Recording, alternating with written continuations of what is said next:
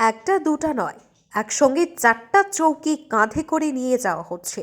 মনে হচ্ছিল কেউ যেন শুয়ে রয়েছেন, আর অন্য সবাই তাদেরকে কাঁধে করে নিয়ে যাচ্ছেন। চৌকিতে ছিলেন একই পরিবারের 4জন সদস্যের মরদেহ। হৃদয় বিদারক দৃশ্য। উল্লেখ্য, সোমবার সকালে শিলচর কালাইন সড়কের রানীঘাটে এক অভিশপ্ত সড়ক দুর্ঘটনায় প্রাণ গিয়েছিল কালাইন ভৈরবপুর দ্বিতীয় খণ্ডের বাসিন্দা জাকির হোসেন সহ পরিবারের 4জনের। অটো ভাড়া করে জাকির কন্যা রেহানা চিকিৎসার জন্য শিলচর যাওয়ার পথে একটি ইট বোঝাই বোলেরো পিকআপ ও তাদের অটোর সাথে মুখোমুখি ধাক্কায় ঘটে এই মর্মান্তিক ঘটনা।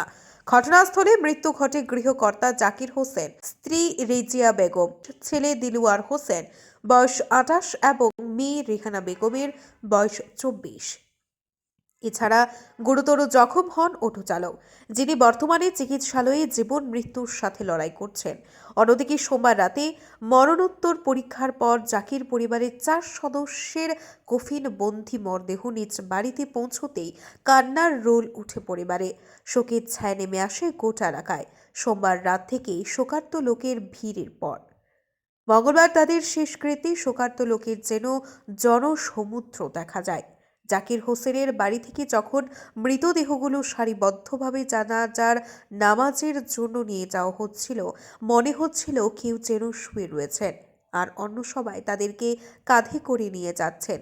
শেষ যাত্রায় ছিলেন অগণিত মানুষ। নির্ধারিত স্থানে নিয়ে রাখা হয় সব দেহগুলো। অপেক্ষা জাকির হোসেনের অন্য 2 পুত্রের, যারা চেন্নাই থেকে বিমানে আসার কথা। সকালের বিমানেই তারা চেন্নাই থেকে রওনা দিয়েছিলেন, কিন্তু এদিকে পৌঁছতে জানাজার নামাজের সময় হয়ে পড়ছিল। তাই বাড়ি থেকে 3টা নাগাদ মরদেহগুলো নির্ধারিত স্থানে নিয়ে যাওয়া হয়।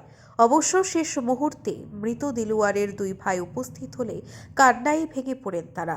দুর্ঘটনা এবং মরণোত্তর পরীক্ষার পর মরদেহগুলোর যা অবস্থা ছিল, এতে কাপড় সরিয়ে শুধু মুখের একটা অংশ দেখানো হয়েছিল তাদেরকে। 2 ভাই সব নিকট আত্মীয়দের কান্নার রোল পড়ে সবাই যেন বাকরুদ্ধ হয়ে পড়েন। উপস্থিত অন্যরা তাদেরকে সান্ত্বনা দিয়ে সরানো হলে অগণিত লোকের উপস্থিতিতে মৃত একই পরিবারের 4 সদস্যদের শেষকৃত্যের জানাজার নামাজ পাঠ করা হয়। নামাজ পাঠ করান মৌলানা রিহান উদ্দিন। ব্যুরো রিপোর্ট, আজকের বরাক।